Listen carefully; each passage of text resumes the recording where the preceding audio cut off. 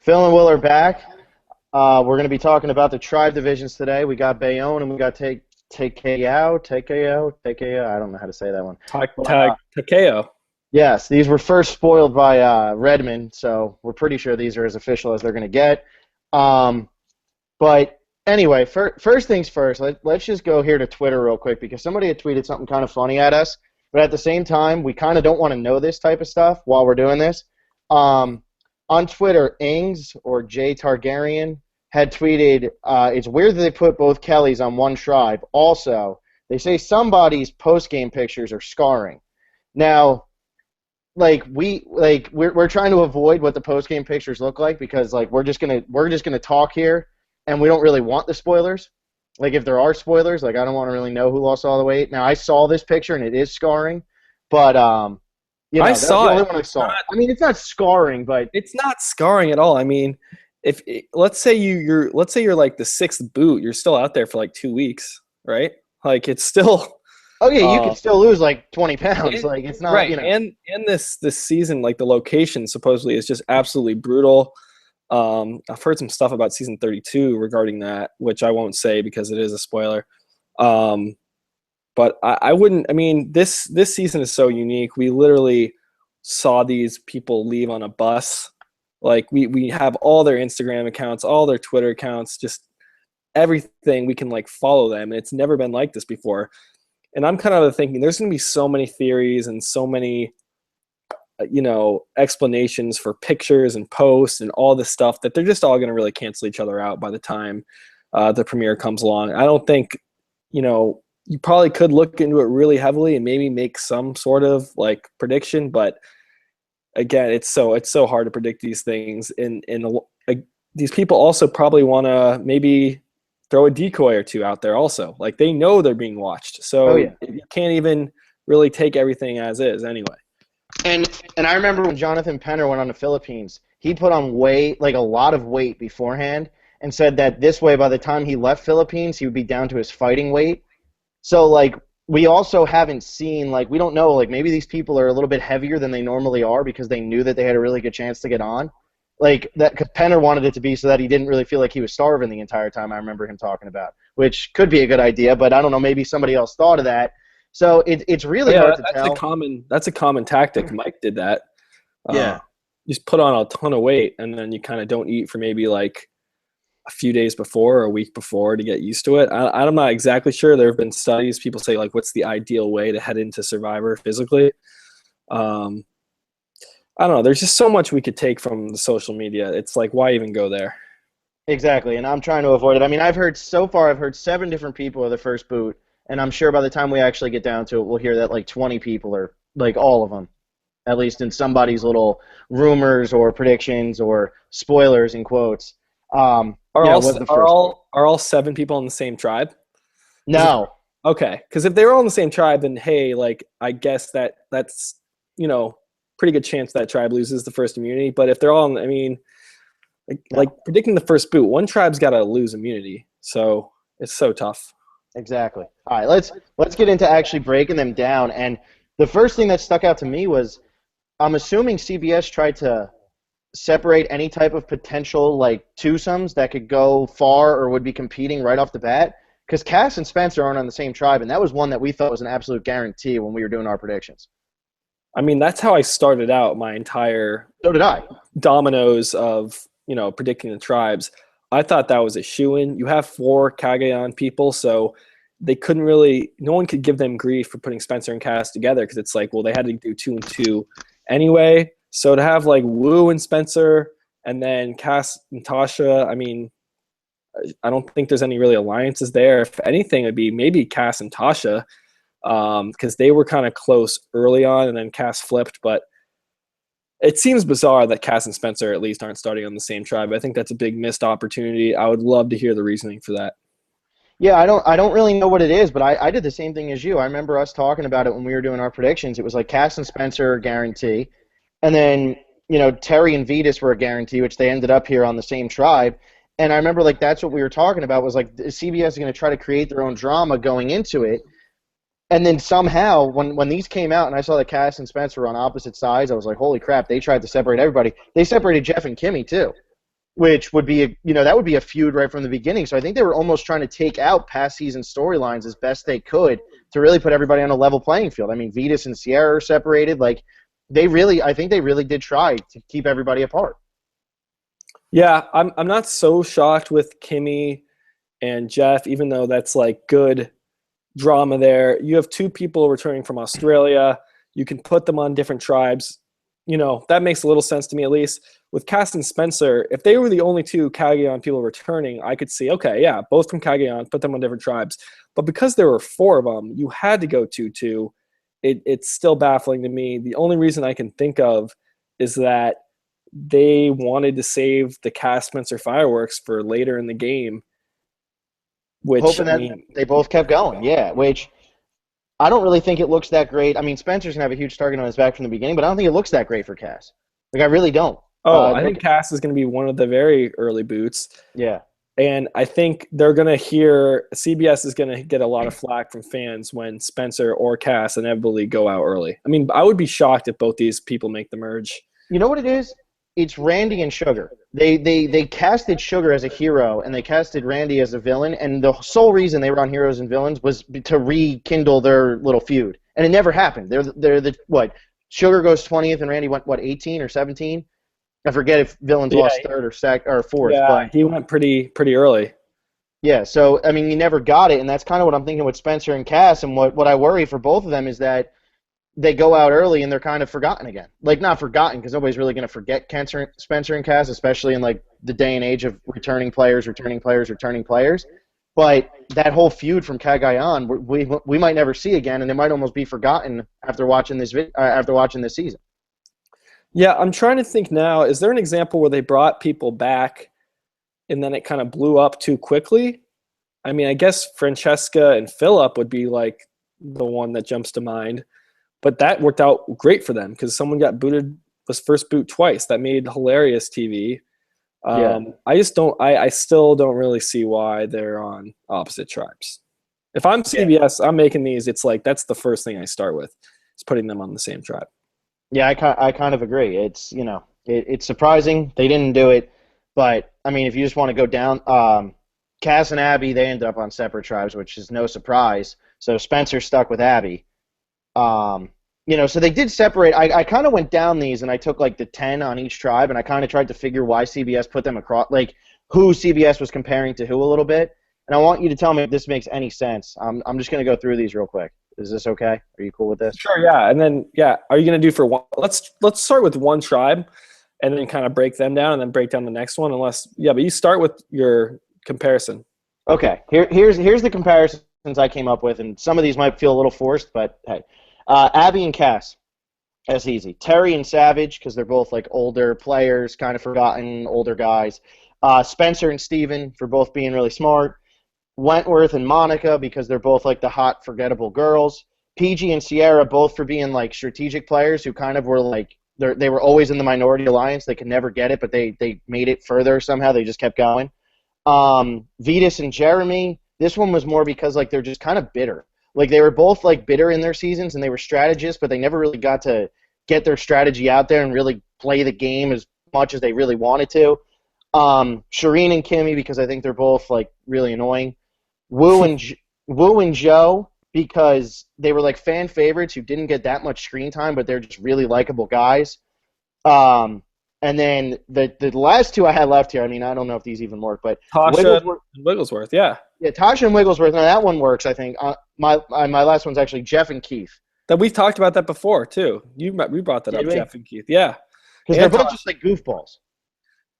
Yeah, I think the way you said that, I didn't really think you had many stretches there. So well done. I mean, that could have very well been how they did it right there. Yeah, because, just looking at it, like they really did avoid like storylines coming in, which doesn't seem to be what they've done in the past, other than the Terry Vetus one. I think, a lot of the pairs you said are dead on. It just, we didn't think the sides of the pairs would line up the way they did.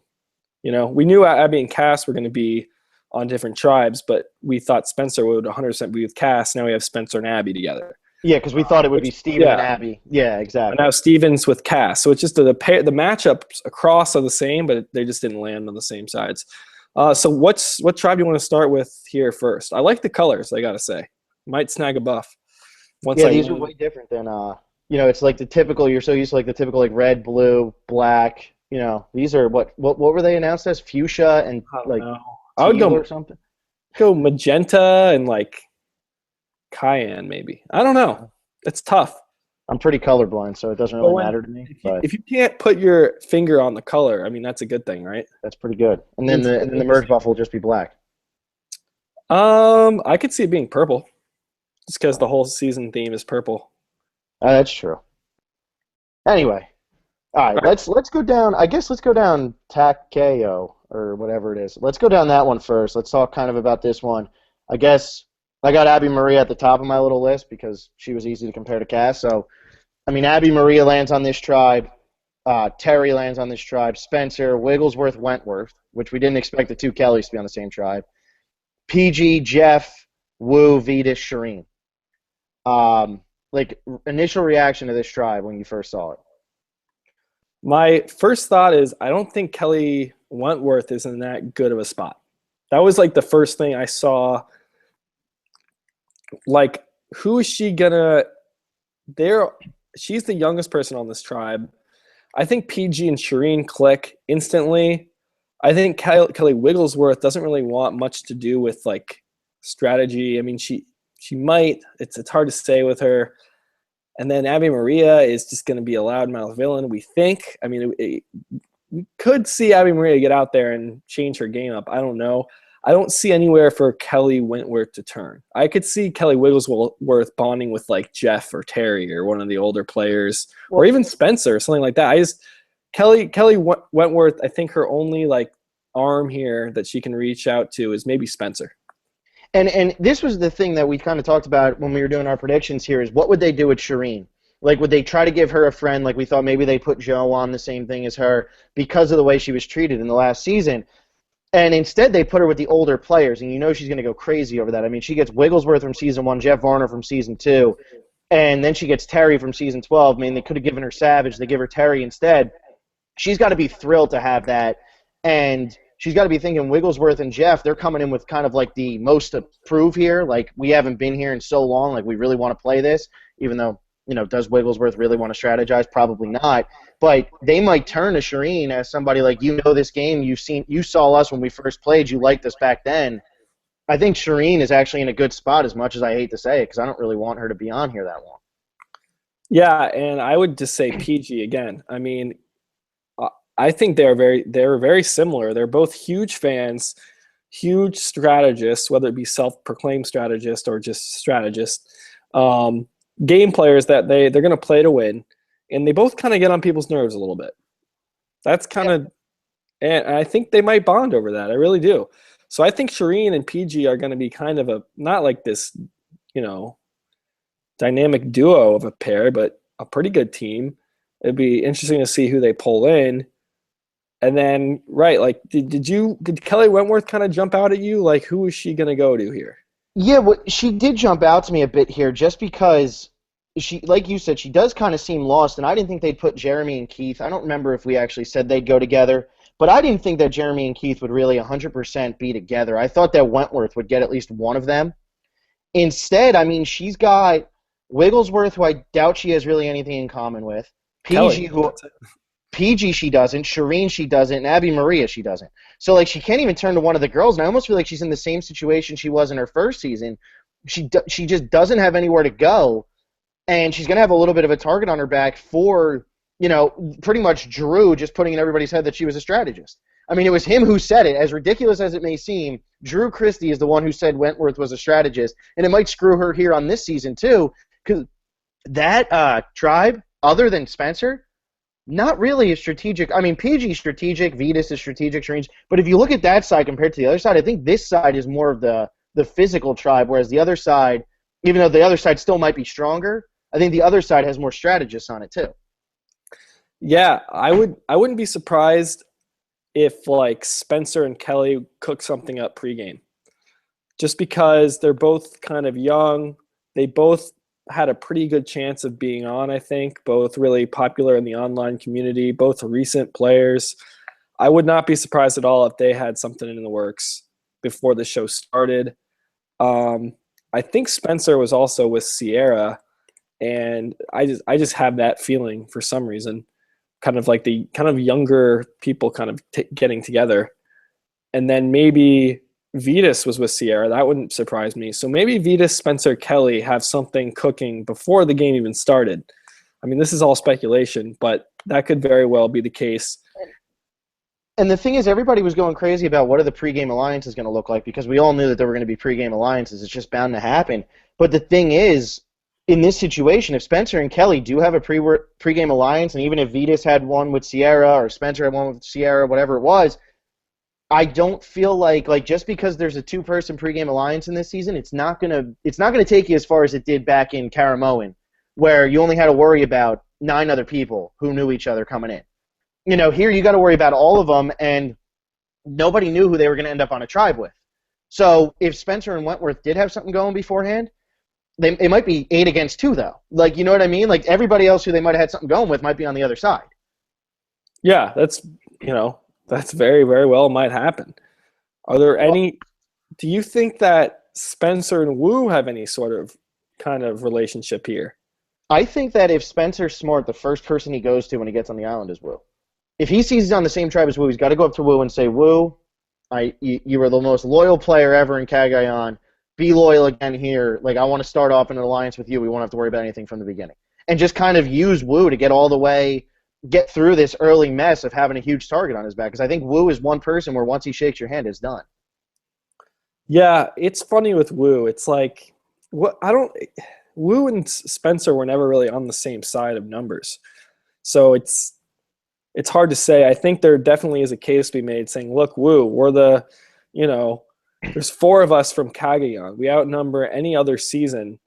We're the only season with 4 players. We're going to have targets on our back. We need to stick together. And I think Wu is gullible enough to be like, oh, yeah, okay. Yeah, and I think Spencer's got to go to Wu right away, because I think that if I'm Spencer, I'm thinking that they were going to throw me on the tribe with Cass to start. So if I'm Spencer, I was probably thinking there's no way I end up on a tribe with Wu or Tasha. When you see Wu, your ears have to shoot up in the air. You have to be so excited that Wu is there, not Cass. Because now instead of you having a feud with Cass, you can go over and smooth things out, and you can have an easy 1 the entire game. Like you said, Spencer and Wu were just never even in the same alliance in Cagayan. So it was just Spencer constantly trying to get Wu on his side, and Wu constantly being like, well, sorry, I'm already in an alliance with somebody else. So what do you think that Spencer, though, his final tribal speech, pretty much just saying Wu sucked, does that hurt him in the end? Yeah, that's interesting. It wasn't that much against Wu as it was pro Tony, so that might help him there. Again, we don't see all of it. They edit it down for time constraints, but it seemed like he was like, Tony played this game hard. You have to vote for Tony. It wasn't like Wu sucked, Wu sucked, Wu sucked. At least that's the impression I got.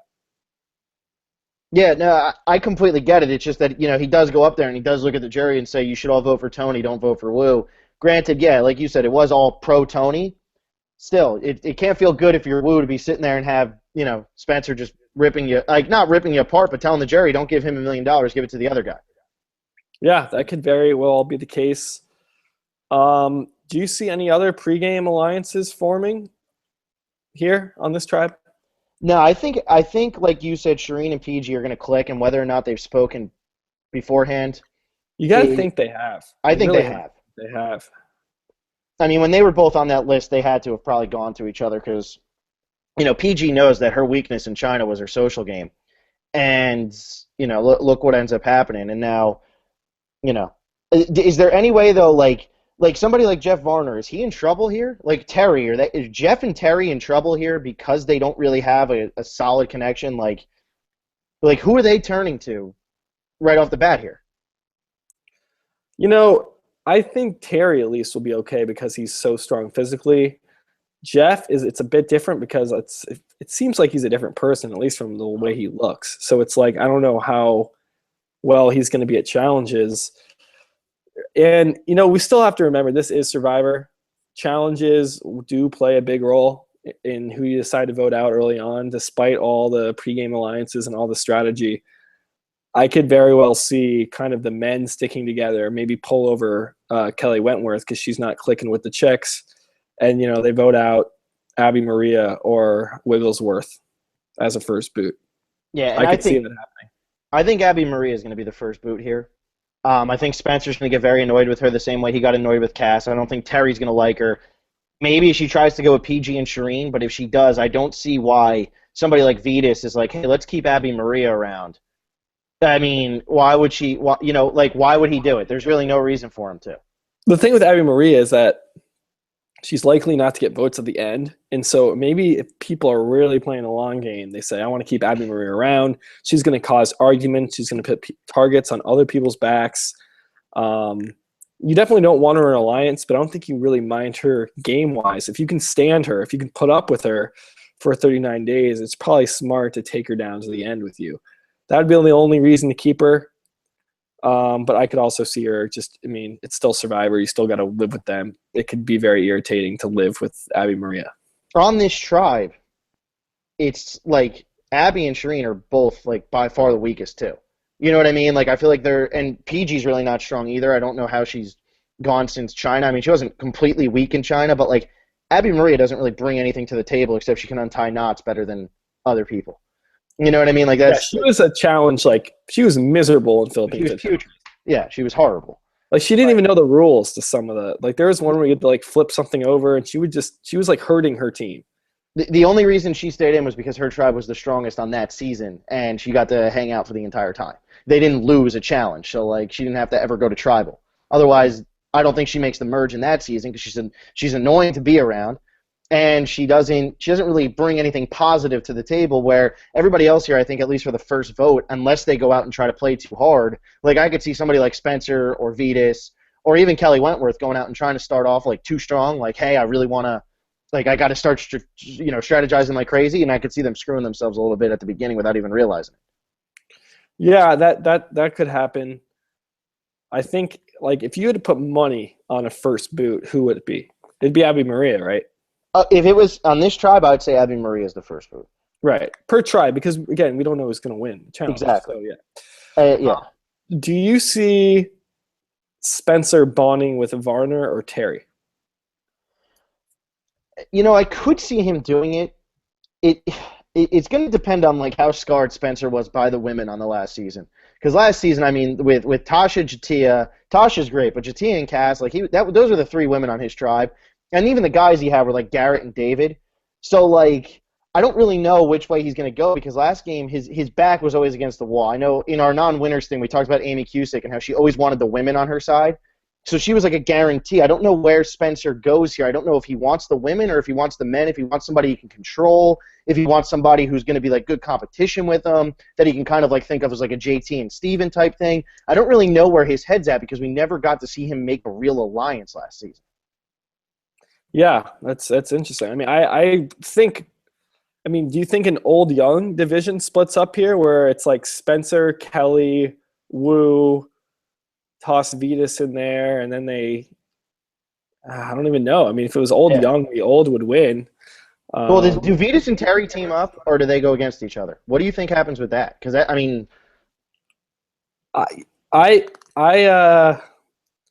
I think they're going to be very indifferent towards each other, honestly. I think it's going to be the storyline that CBS might try to put in there. Maybe that's why they're on the same tribe. That wouldn't surprise me. But once you get down to playing and you have to make decisions, you're not really thinking about what your brother did, 6 or 7 years ago. I just don't think it will play that big of a role. I think if they get along, great. They can hang out together and say, remember when RSO, blah, blah, blah. Or maybe they don't get along and they can battle, and then they'll bring that up more about RS. But I don't think it's going to be like a deciding factor at all. Yeah, the only thing that I think might help Terry here, or why he might go to Vetus, is because it's like a common person. Like it's somebody that he recognizes almost because he knew RS and because he played with RS. He might go to somebody like Vetus just because he doesn't want to be the first person voted out. You know what I mean? Like, it's been a while since Terry played, so maybe he goes to Vetus because it's the only familiar face he sees, even though it's really not even that familiar of a face. Just because he has something in common that he can bring up. And I think Terry goes right to Jeff Varner, and I think the two of them are going to be the two who go together right off the bat. And whether Spencer wants to go with them, I really don't know, because I don't know where Spencer. We never got to see him in the driver's seat. Yeah, I think this is going to go one of two ways. Either there's the big pregame alliance that's going to, with Spencer, Kelly, Vetus, and then maybe Wu joins them, and they kind of pull people in and run things, or it's going to be a male-female thing. Yeah. Yeah, I because think I don't think the young old thing's going to happen, like you said, because right. There's too many. I mean, you the only could. young people, it's Wentworth's young, Wu's in his 30s, Spencer's young. Like, those are the only two really I mean, young Wentworth is in her 30s too. I think she's people. Is 30. she really in her 30s? I think so, or she's like 29 or something. Like she's up there. Spencer's the only like really young dude. He's like 22 or 23. Okay. See, I thought Wentworth was younger. I mean, let's look here. I'm looking this up. Yeah. Okay, you look it up. I'll ask another question. Do you think who's the leader? Do you think someone will try to be the leader, or is everyone now everyone knows that leaders kind of get their heads cut off pretty quickly, and so The least strategic person on this tribe is going to be the one who comes out and tries to be the leader, and I think that's going to be Terry. I don't think he can help it. yeah, I think it's more that, or it's not like a conscious decision. It's just your personality eventually comes out over over time. It's the truth comes out, and he's a very authoritative guy, and he steps into leadership roles because he's what was he in the military? Was he a Marine or was he an Army? He was a Navy pilot. Navy pilot. I mean, yeah. Why should anyone else lead a tribe other than a Navy pilot? Like who's better suited to lead this tribe? Probably no one. He's probably been told, 100 times, don't lead, don't step out as a leader. But even when people, I mean, remember Russell Swan in Philippines? He came back and was like, last time I was the leader, this time I'm not going to lead. And then basically they cut away from that confessional, and he is barking orders at people. Are you okay there, Phil? I'm dying. Hold on, I'm dying. I drank water down the wrong tube. I know what you're saying with Russell Swan, though, and I think that the only thing Terry has going for him is he's more of a likable leader. Like, Russell Swan was not really that likable. Because he wasn't that smart, really. I mean, he's kind of delusional. I think Terry's useful. Right, he is. I think everyone's backing away from any decision that's going to be made. Everyone's just going to be like, keeping their mouth shut. There's no way Spencer does it, I don't think. And Jeff Varner, I don't think anybody's more laid back on this cast than Jeff Varner and Wu. The two of them are just going to sit there and be like, haha, yeah, whatever, uh-huh. Like, Jeff Varner's going to make a snide comment to the camera. I don't think he's going to give a crap about what's actually going on at the camp. Jeff Varner's going to come in, I think, kind of like how Hatch came in to Borneo, where it's like, I don't really feel like doing anything, except Jeff Varner's not as good at, really anything as Hatch. But I think he's just going to be like, I don't really feel like doing anything. Like, I think he's just going to kind of sit there and be a blob a little bit. Very well could happen. But it's with these older players. It's almost like they're probably itching to play so badly. They're probably like just – I mean, I can't imagine what it's like to even play once and what you're thinking, what your strategy is going to be. But then going in to play a second time where you, know the whole cast, it's like you probably think these things over 100 times. It's going to be very interesting to see kind of, what kind of game plans these people had and then how screwed up they get. Yeah, Wentworth's 28, by the way. So. 28, okay. So but she's not like young, but she's like the second youngest on the tribe at 28, which is pretty rare. Yeah, exactly. I mean, Spencer's really the only young guy, and so I think that really there's not going to be an age division. Or else it's 9 against 1, and then what do you do after you vote out the 1? Vote out Abby Maria. Yeah. Anything else on this tribe? I mean, if anyone listening wants to submit comments or questions, let us know. We'll get to those at the end. But no picture spoilers or any of that stuff. No social media stuff. I mean, like I said earlier, there's going to be so much of that coming out. It's all going to cancel each other out. And the thing everybody has to remember too is did I say this already? Either I said it or I had the thought. Jen last year, she gained weight on the show. Like, Jen gained weight on the show and she got 10th place. Like, she lasted like 20-something days and she gained weight on the show. So some people just lose weight at a different rate. You just never really know. You know what I mean? So somebody like Savage might not lose weight like somebody like, I don't know, PG. Like, the girls and guys lose weight at different rates. Some people are all muscle and they don't have as much to lose. Like, Rodney loses 40 pounds and Jen gains weight. Like, you can't really tell. Yeah, I'm in agreement there. I'm trying to think of anything else we can get to. I mean, We'll probably think of stuff when we look at the other one. all right, let's head on to what's it? Bayon? Bayon? Bayon? Bayon? Is it Bayon? Bayon. Something with a B. We'll call them the Fuchsia tribe. Or the Baylor tribe. Oh God. Why isn't she on this tribe? She's going to be like a special guest appearance, right? Anyway. All right, starting off. Okay, so on this tribe, we got Cass, Savage, Steven, Tasha, Monica, Sierra, Keith, Joe, Jeremy, Kimmy.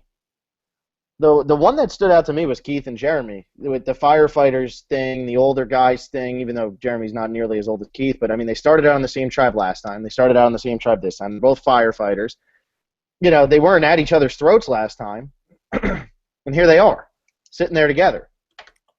Yeah, this one is interesting, this tribe, because the only two occurrences of people starting out with someone on their same tribe, again, it's Keith and Jeremy and Cass and Tasha.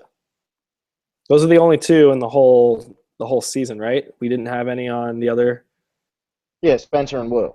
But they weren't on the same tribe to start. Oh, that's true. Yeah, they weren't on the same tribe to start. Yeah, I'm not talking same tribe. So this. Okay, same tribe. Yeah. So I don't think Cass and Tasha are going to want to work with each other again. If I was Tasha, I would stay away from Cass. Yeah, I completely agree, because it didn't work the first time. It's not going to work this time. Right. You know what I mean? Like, where does Cass go to? I don't see. Maybe I'm trying to think of, if I'm Cass right now and I see this tribe, where are you going to? Kimmy. That's probably who you go to, just because she was kind of viewed as like an annoying person too, and you can like reach out to her and maybe team up. But other than that, it's like you're not going to reach out to Joe or Steven. I don't think everyone's seen your season. No one really is going to want to work with you. I think Cass is in a very bad spot. I think Cass is in a terrible spot, and I really don't see how Cass isn't the first one booted off this tribe. The same thing with Abby Maria. Where do they go? Who do they vote off instead of Cass? Unless they're trying to get rid of a strategic player like Steven. You're not getting rid of Joe first. You're not getting rid of Jeremy first. Maybe you get rid of Kimmy, but I think Kimmy's learned a lot in her years, and she's way older now than she was. She's got kids now. I don't know if she had kids the first time, but I know there was a picture of her before she went out with like her kids, and they look pretty older. You're not going to get rid of Keith first. Maybe you get rid of Sierra because she's strategic, she's a threat, and she might not be that good at challenges. You don't go Tasha, you don't go Savage. I don't think you go Monica because she's unthreatening. It's either got to be Cass or Sierra, really. And do you really get rid of Sierra over Cass? I don't know. I just don't think that anybody wants to deal with what Cass put everybody through in Cagayan. I think Cass, it's kind of a similar situation to her tribe, her Brains tribe in Cagayan, in regards to Garrett and his vote out. And here's why. It's like Jatia literally pours the rice into the fire.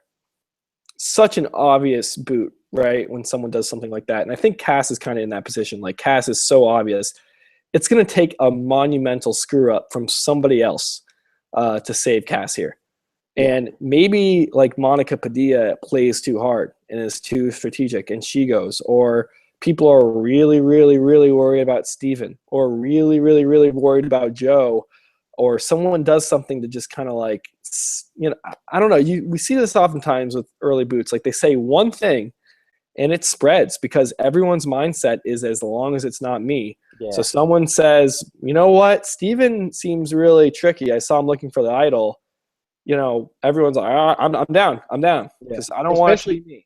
Especially on a returning player season, because you never want to be the first one booted on a returning player season, because, that just sucks. Like, you waited, if you're somebody like Savage, you've waited 23 seasons, and then you're going to be the first person booted. Like, you're just looking for any excuse to get rid of anybody else, and then maybe Cass brings it up, and it's like, you know what, the majority wants to vote out Steven? Forget it. I'll just vote out Steven. I don't care. Because you want to get to play the game. You don't want to be the one who goes home 3 days in. That sucks. Right. And,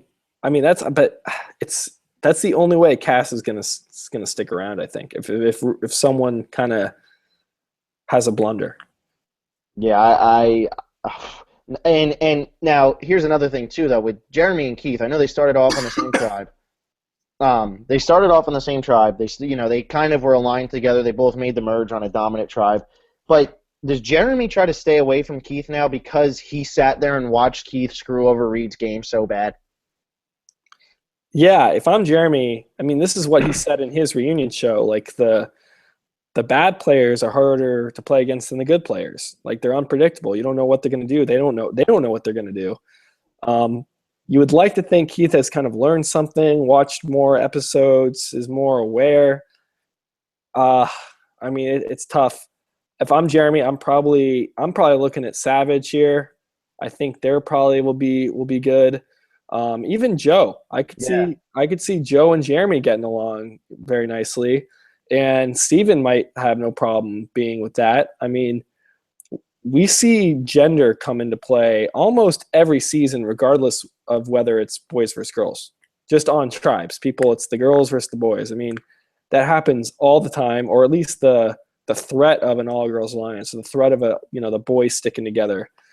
Yeah, I don't even think it has anything to do, like you said, I don't really think it has anything to do with gender. I just think it has to do with the fact of if I see a guy who reminds me of me, I want to team up with him because I kind of think I know how he thinks. I don't know how somebody like Cass thinks if I'm Joe. You know what I mean? Yeah, I totally hear you. And I think Steven was a really big fan of Joe during his podcasts and stuff. So I wouldn't be surprised if Joe and Steven, they're both just like friendly, good dudes, if they got together. They got huge targets on their back. I think Sierra is I think Sierra is kind of with Steven for some reason. For some reason, I think Sierra, Spencer, Steven, and Vetus had something.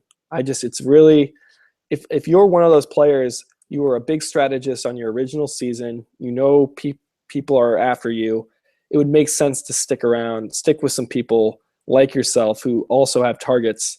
I would not be shocked at all if Sierra and Steven have some kind of connection and they get together. Well, here's something to think about here with this tribe, and maybe even with the other one. Do the people who are coming in as huge targets, do they just try to create an alliance so that by the end of the game, it's only big targets left, so there's no reason to get rid of them over somebody else? For instance, does Steven, Sierra, Jeremy, Joe, maybe throw in Savage and Cass? Do they just team up and say, you know what, let's get rid of Kimmy, let's get rid of Monica, let's get rid of Tasha because Tasha's likable, and let's get rid of Keith? Like, do the six of them just say, let's get rid of those four, and then once we're down to that, it's going to be the six of us, and we all have equally as big of targets on our back? I agree with the thinking. Including Cass in there seems a bit risky. You just can't trust her. I mean, she nicknamed herself Chaos Cass. I don't see her being a part of that. Well, you think Tasha maybe then? Instead of Cass? Like, do you think Tasha maybe lumps in with them because Tasha might view herself, everybody knew she was physical, she won so many challenges. She was also somebody never in the driver's seat, but still could play. Yeah, potentially. Definitely. You also have to look at Monica Padilla and Sierra. Monica was on a tribe with Laura, and they were in an alliance together. They seem to have a pretty good relationship. So you might think maybe Monica Padilla is with Sierra, and Sierra, maybe is with Steven, maybe Joe. I could see those four, and then you throw in Jeremy and Savage. I think more so Monica Padilla than Cass would join that fivesome. Yeah, but I completely get where you're coming from. My whole thing is just like, is this finally the time that we're going to see where the returning players actually like kind of make a stand and say, you know what, let's take every single target and let's just team up? Because like you see it every time in their all returning seasons. Nobody had seen Russell Hantz play, so that's like the one outlier. How Parvati got as far as she did, nobody might ever know. But like, it's always like, oh well, we can get rid of them later. We can get rid of them later. We can get rid of them later. Next thing you know, Sandra wins the whole game. Amber wins the whole game. Cochran wins the whole game. Even though Cochran played a really good game in that season, everybody had just remembered him as the guy who was too scared to actually play. So like, where do you like? Is this finally the season where we see like the threats say, you know what, I don't want to be one of the first people voted out just because of my last season? Yeah, I think that mentality is probably in a lot of people's heads that, man, I have a threat on my back. I need to find someone else who's in a similar position and we can work together. But when you look at these players, it's like so many of them are threats. It's like not really safe enough. I mean, you could argue here that every one of these players is a threat except for maybe Cass, and maybe Kimmy too. But I mean, Keith is so likable. I mean, that's threatening in itself. Savage threat, Jeremy threat, Joe threat, Steven threat, Sierra, Monica Padilla, Tasha. I mean, if And that's the Kimmy, mentality, it's almost like that's 8 against 2. That's not enough to really. You want to whittle that down. yeah, and Kimmy could even also be a threat. I mean, we just saw her as the outcast on her tribe the first time. You know what I mean? So she could still be a threat to take it. It's really Cass is the only one. Right. I was thinking more about their previous season, how they played. So I'm not saying Kimmy couldn't be a threat, but I don't think she's viewed as a threat right now. Or maybe she is a threat because she's not a threat. You know, like there's. Yeah. I how think about on the other side then? On the other tribe, are they all threats too, except for Abby, or do you think that there's some people who just don't stand out as threats? I don't think Wu is a big threat. I don't think Abby is a big threat, and I really don't think Shireen's a big threat. And I honestly, I don't think Kelly Wigglesworth's a big threat. I don't think anybody's sitting there looking at her saying she's going to win this game. Yeah, I don't even think PG is that big of a threat. I mean, I think she's a good strategic player. I don't think she has a social game to get votes. So you're looking at this Takeo tribe with 5 people who aren't really threats, and the other tribe only has 1 person or 2 people who really aren't threats. Yeah, it's interesting. And this is what I mean by that whole Takeo tribe. I don't think that they're a very unstrategic group as compared to Bayon, and I still think Bayon is even more physical. I know some people were saying, a lot of people were thinking Takeo was more physical. I take Bayon any day. You got 2 firefighters, you got Joe, you got Savage, you got Tasha, who's the strongest woman in this game. I don't know.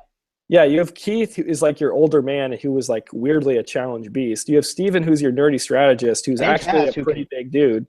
Cass and Steven doing puzzles. I mean, Spencer might be able to beat him, but who's Spencer's partner going to be? Vetus? I don't really think there's a comparison there. PG, Shireen, maybe. I just think that fuchsia, pink, whatever they are. Bayon. Oh my God, we're probably butchering this. I can't wait till Jeff pronounces it, and it's like, nope, not even close. There's only 4 ways it could be, right? It could be Bayon. It can be Bayon. It could be Bayon or Bayon. Because there's 2 different ways you could say the A. It could be Bay or By, and there's 2 different ways you could say the O. It could be own or on. So there's only 4 possibilities. So we've said it once so far, this podcast at least, I think. Yeah. Probably. They should just call them, it's easier when it's heroes versus villains. Those are easier words to say. But, yeah, I don't even know where the hell to go after that, after we just butchered the saying of Bayon or Bayon or Bayon at least like 6 times. Bayon. Well, whatever we want it to be. Now let's talk pregame alliances on this tribe, and I think Savage, do you think he has any arm on this tribe? Someone that he kind of talked to before? I think that if there's anyone, it's Jeremy and maybe Steven if he happened to get on a podcast or something when Steven was doing it, or if he just happens to talk to Steven. Otherwise, I don't think he talked to Cass. I don't think he talked to Tasha. I don't think he talked to Monica, Sierra. I don't really think that Savage has anywhere to go, which could make him either one of the early boots or he could be an asset because it's like, well, this guy, where do we, maybe we should take him in. He doesn't have anywhere else to turn. Yeah, I don't worry as much for Savage here. But I also don't think he has anybody to reach out to. I think he's almost like Eric Reichenbach in Karamoan, where he had nobody else to go to. So it was kind of like, well, he's going to be the wild card the whole time. Yeah, that's not a terrible place to be. No, Eric would have probably won the game if he got to the final 3. Oh, yeah. He's just so weak. So weak, Eric. You're so weak. Do you think Tasha and Jeremy have any connection? Because they were both in the running for Jeremy was in the running for Mr. Survivor. Tasha was for Miss Survivor. Back-to-back seasons. They're both African-American. The only African-American people in the game. And they're both older, too. Jeremy's 37, Tasha's 38. They're both stronger. They're both older.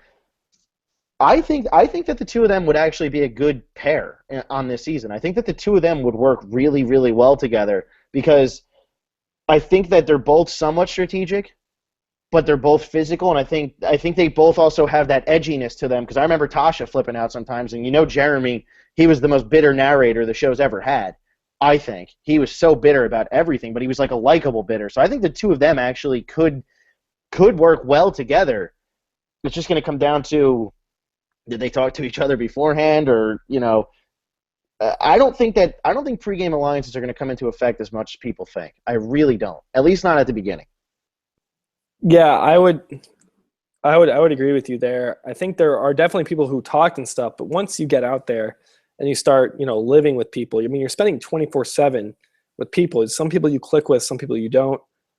I could really see anything, anything coming. Let's say you have a pregame alliance and you end up on the same tribe with that person, and then you kind of bond with someone else, and maybe you find yourself in the numbers without that person. I don't think you're gonna like risk your game based on a pregame alliance. I just don't think that's gonna happen. I do think Sierra, Monica are going to have some connection. I think Steven is probably with Joe or Sierra. And then I could see Tasha and Jeremy thrown in there. And that gives you what? That gives you 6 right there. Yeah. Sierra, Monica, Tasha, Steven, Joe, and Jeremy. I think that could be a 6. That could definitely be a 6. Do you think that? I mean, I still think Cass is the easy first boot here, but do you think that Kimmy and Savage try to bond because they're really the only 2 older players on this season? Everybody else is, other than Monica, everybody else is from the 20s, and Monica was in season 19. So do you think that Savage and Kimmy kind of try to get together? Because the other side, you got Jeff, you got Wigglesworth, you got Terry, you got PG. It's a little bit of an older season tribe. This one, it's not at all. Right. Maybe. I still think Savage is he's like a man's man, I feel like he's gonna want to hang with the boys. I get Yeah. that impression from him. That's what I got from the Rhino interview, too. Rhino seemed to be like, yeah, Savage just wants to hang out, have a good time. He'll Wants throw to in his little bro leadership out. stuff. Yeah.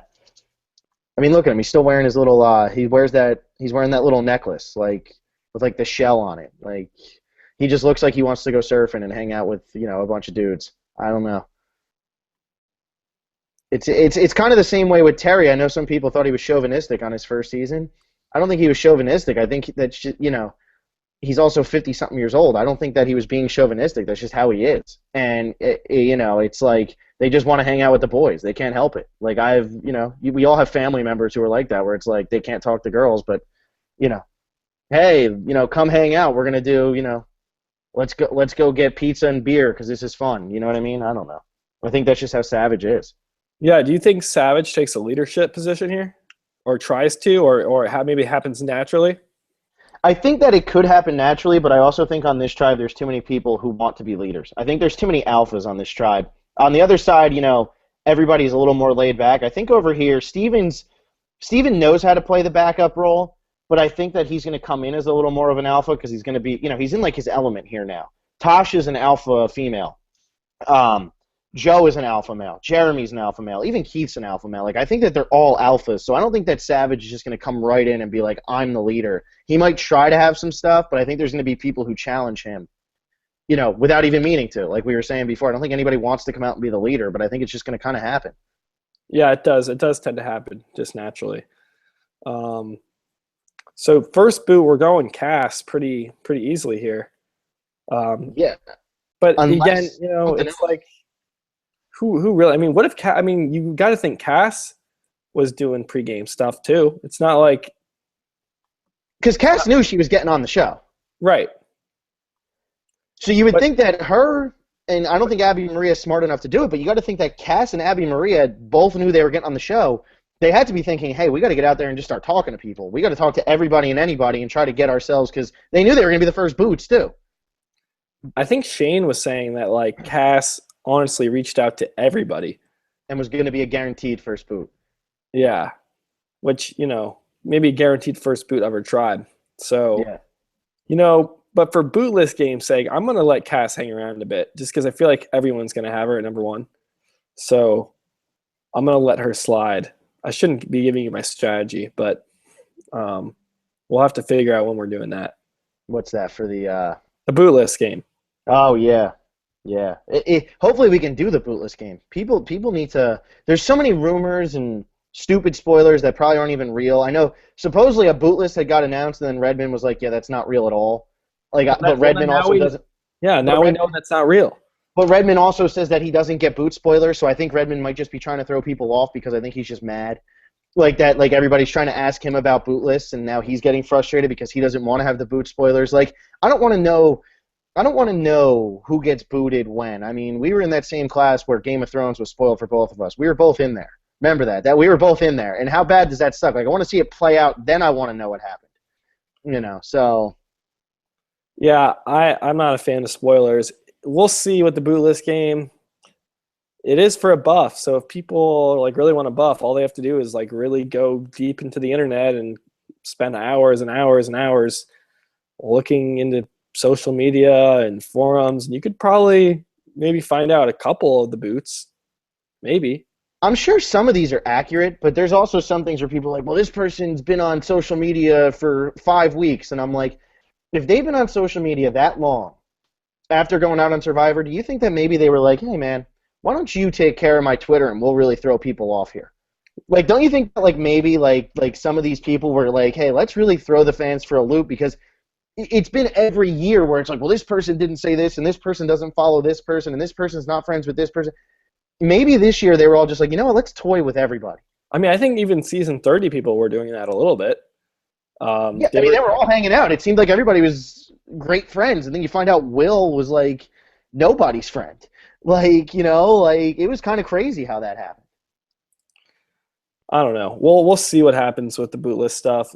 I think it's still too early. Um, Maybe we wait for the cast videos. I mean, they're still gonna, we're still gonna get more stuff here. I know the tribes are exciting, but let's get down to this. Who do you think's the better tribe? And I think we've already touched on it. I think Bayon's the better tribe. Bayon? Bayon. I think so too. When you have Joe on there and Jeremy, all those guys are strong. Not that the other tribe is weak, but When man, your three strongest guys are Joe, Jeremy, and Savage, compared to the other side where it's probably Terry, Spencer, and Wu, taking Joe, Jeremy, and Savage every time. well, maybe 9 times out of 10. Okay, 9 times out of 10. But then you also have Steven on your puzzle, and you have Cass on your puzzle, and you have Sierra on your like they're all. And the physical challenges where like they need to swim and stuff. I mean, Steven's like a big guy for being brainy. Yeah, and I think Abby Maria can't is so like useless in challenges. And PG, I don't know if PG's a very good swimmer because China never had swimming competitions, so we really don't know where PG stands. But she's not. I mean, she's small. Right, right. And yeah, Shireen claimed to be good at puzzles. There really weren't many puzzles in Worlds Apart, But so she it's blew kind of them hard to all. tell. But like Joe kicked ass, and Yeah. he's strong mentally and physically. It, Uh, I'm curious to see how Joe comes out of the gate here because I honestly thought that there was no way Joe would make the merge, and now I'm looking at his tribe, and I think that they're probably going to do a tribe shakeup at some point, but I think Joe's actually in a good position. I think he's on the stronger tribe. I think that he's surrounded by people who might want to work with him. I don't think that he's going to be an early target like we thought he was going to be. So I'm curious to see if he comes out just guns a-blazing or if he kind of tries to take off a little bit because everybody already knows he's a huge physical threat. So does he maybe try to be like act like he's hurt or sick the whole time? Like what is Joe's strategy coming into this? Because you can't hide your physicalness after everybody's seen it before. yeah, I think he said this already, like in an exit interview. He said like my biggest flaw was just playing the challenges too hard. And he Yeah. says, looking back on it, I probably should have maybe not gone as hard. And then he kind of stumbled with his words and was like, you know what? No, that's who I am. I love to compete. I love to go hard. I love to win. And in the try part of the game, it's good to have people like that. I would put Joe again as like an early merge boot. The merge hits. He doesn't have immunity. I mean, depending on where the numbers are, he's still a vote. He's still a number. So Joe's strategy's got to be that of Colby Donaldson in Heroes versus Villains. Pretend you suck at everything. Although I think Colby really did suck at everything. yeah, he kind of did. Well, Joe's first challenge, as soon as he gets out there, he's just got to get ridden to the finish line by like a Spencer or like a Jeff Varner and just be like, guys, I'm not strong. I can't do it. Like, look at me. And they'll vote him out for being deceptive because he literally played one season. I know. But It yeah, I doesn't think look, it doesn't look good for Joe. It really doesn't. I not mean, to win, but overall, I think Joe's actually going to last a little bit here. I don't think Joe's an early boot like I originally thought he was going to be, just because of the way the tribe shook out. I think that he's actually in a pretty good spot. I mean, maybe we'll get a couple days of Joe, and I wasn't a huge fan of Joe in the first season, so maybe we'll get a little bit more, you know, than wow, he's really good looking and good at stuff. yeah, I still can't see him winning. Now I don't, and unless he sits there at the final three, which I think then he wins, but I don't see him getting all the way there. There's no way you let him get all the way there. Right. I mean, and there are a lot of threats this season, so maybe that could be an argument. Well, hey, look, Joe, it's not like Joe's standing alone as a challenge beast. We have a lot of challenge. I mean, we have Terry, who was a big challenge beast. You have Tasha and Kelly Wigglesworth, who both won a ton of challenges. Even with that, though, Joe, it's going to be a long shot. Yeah. Um, Real quick, Jimmy O, do you think any pregame alliances have a chance of surviving? Shane Powers said he had a really loyal pregame alliance after the season 30 finale on RHAB. I would have loved to have seen what Shane Powers' pregame alliance was. Because it would have been great, because we saw him win the Kasaya 6 where he would not budge on that alliance. So it would have been great to see him like in a more strategic setting now. He would have eventually gotten blindsided, but it would have been great to see who he thought were his really loyal people. I think Terry was one of them. Yeah, I think Terry would have to be one of them. And then I think it was Terry, Savage, Shane, and like one of the ladies. I don't know which one. Because it was 4. He said it was a solid 4, and he said all of them, like they all thought they were getting on. He thought like they were all. I mean, he said all 3 of them are on. Other than him. Right, other than him. But 4 isn't even that much. Even if you all land on the same tribe, it's not like you have a majority. No, it's these tribes of 10. And if somebody somebody like Cass sits there and Shane was always saying she's gonna be the first one booted, she's gonna be the first one booted. If somebody like Cass sits there and goes, these 4 have a pregame alliance, they're all in the same tribe, the 6 of us have to get rid of at least one of them to start. It might work, because I don't think that I think that the pregame alliances are kind of going to scare people here. Yeah, the early boots will be really interesting to see on the show from the editing perspective, because I think a lot of the talk is going to be about pregame stuff, and Survivor can't show that on TV. No, like they can maybe talk about, oh, they were friends in their past season, like that will fly. We've seen that before. But if they're getting into phone calls and texts and stuff outside the game, I mean, Survivor's not going to show that. So it'll be interesting to see what reasons are brought up for these boots and how they kind of edit the episode. It's almost like look out for it, Yeah, and it's almost like we think Abby and Cass are gonna be the first boots. Let's say though, Cass, everybody knows that was so hated on her first season. Let's say she goes out and she blows the first challenge. Yet somehow Cass ends up getting like 2 votes, and they get 8 votes on somebody else like a Joe, or maybe not even a Joe because he's more of like a threat, but somebody like a Tasha or a Steven or something. It's going to be like, well, nobody likes Cass and she blew it. There has to be something, even if it's like a 6-4 vote or something like that. You know what I mean? Like, it's going to be hard for them to spin that as to why it's that person over Cass. Right, exactly. Imagine this is completely hypothetical and I don't think it'll happen, but imagine somebody like Jeremy goes first, who's really not as threatening as Joe. He's not as unlikable as Cass. And Cass blows the challenge, and Jeremy absolutely kills it. And Jeremy gets out there, and he's the first one booted in like a 6-4 vote. People are gonna it's gonna be hard for them to say like why Jeremy went home. Yeah, it maybe have to do with an idol clue, or it's gonna be a lot of hearsay. Oh yeah, I don't trust him. You hear a lot of that too sometimes. Like for some reason, I just don't trust him. Yeah. And you go, okay, like I guess that's a good argument. I don't know why you don't trust him. You don't have to tell me. But that's often used, even in like the Billy vote from Cook Islands. Obviously, he wasn't the strongest player, but people were saying a lot of things, and there was something we weren't really seeing. Everyone was saying Billy is they don't trust him for some reason. Something like that we might see.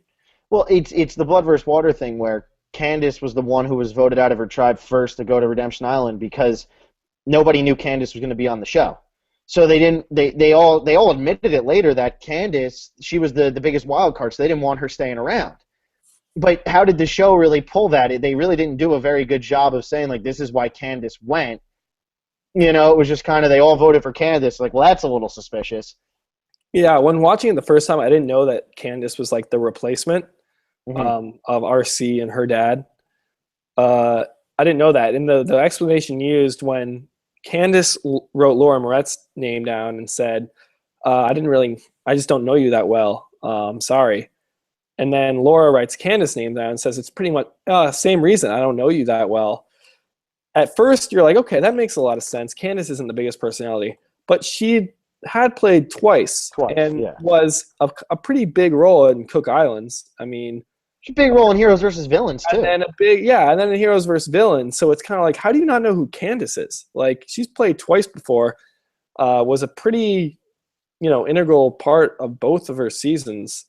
They fooled me at the time, but hey, I was, But everybody's gonna be on the lookout for it this time.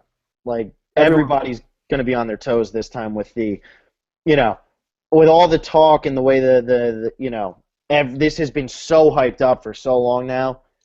Yeah, there's gonna be a lot of there's gonna be a lot more looking into it this time than with Blood versus Water.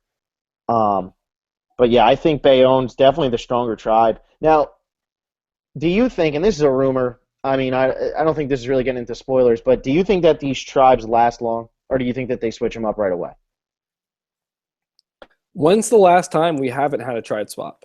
Well, I know what a lot of people, and I don't know if this is hearsay. I just saw it like one time, and it didn't seem like a spoiler. It seemed like people were just wanting to discuss it. Do you think they swapped them into three tribes of six at 18? That seems very viable. I mean, that's been around for a while. That kind of idea where it's like a dissolving of tribes. Um, hey, that could totally happen. Because After the first two boots, you split it into three tribes. the three tribes thing has worked so well for them. You know they wanted to start off with three tribes again. I mean, they're doing it next season. You know they wanted to do it this season, but when you have 20 people, you can't.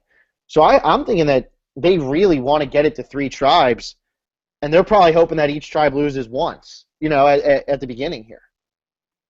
Yeah, I mean that makes all the sense in the world. There is something to be said though for no swap because Heroes vs Villains is probably regarded as the best pre-merge ever. Would Yeah, you? there's I no mean, would you swap. agree with Oh that? no, it's by far. I think by far the best pre-merge ever. Like by Okay, far. by far the best pre-merge ever, and they did not have a swap. No, And I think that was the last time there hasn't been a swap, right? probably because then they started theming it up. Because Although Nicaragua Redemption was Island, they didn't have one. they didn't. Okay, First Redemption Island, I don't believe they had one. I mean, I really tried to erase that from my memory, but I don't think they had one. I've only seen it once, And they so didn't have one in South Pacific either. Because interesting. that was the whole thing going into the merge was Ozzy gave up. They didn't vote out Cochran, they voted out Ozzy. So that Ozzy would go and beat whatever her name was, and then they came back and it was 6-on-6. There was no swap in South Pacific, so South Pacific was actually the last time. All right. What about and yeah, One World did, right? Yeah, they did because that was when Colton ended up with Monica and stuff, and then he got hurt. All Yeah, righty. Anything else on these tribes? I mean, we don't have many comments, so I yeah. guess. I just think it's gonna. I'm curious to see if they do swap it into three, if they do dissolve it, as you said, if it goes to three tribes. It's going to be so hard to predict. I mean, if it would be so fun to do the bootless challenge and hope that there's not like a confirmed spoilers thing that comes out because I'm never going to look at it. But if I hear that one came out, we have to stop the bootless thing. But how much fun would it be if there was nothing? You get two tribes of 10 and they turn into three tribes of 6, two boots in. I mean, you think that your players are in a good position. This whole podcast was almost useless then. Yeah, the thing with the dissolving into three, a lot of these people they brought back are like they're itching to play, and dissolving into three kind of it opens the door for some people getting completely screwed over, and I don't think they want that.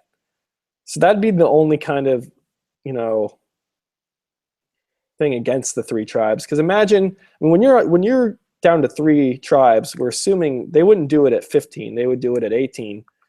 So it'd be 666. You could find yourself totally screwed.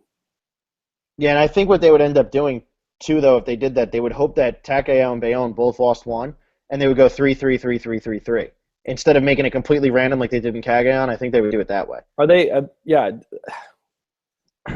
But then you get, I mean, it seems like they're trying to go really hard against pregame alliances. Swapping after 2, it's like now if you separated them at the beginning and then now you're doing a definite 3-3, 3-3, 3-3, now you're just kind of increasing the chances of pregame alliances getting together.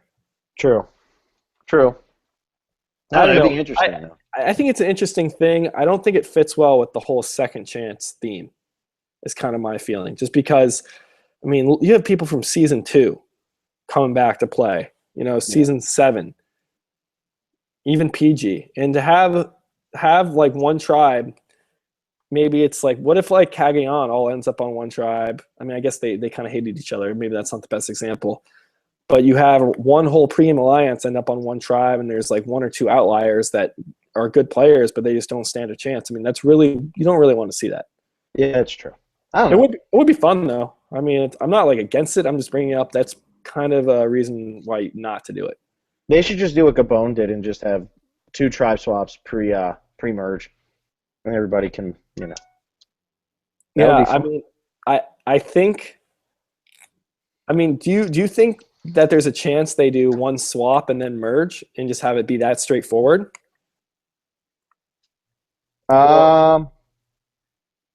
Or do you think maybe there's no swap just because heroes versus villains? Swap.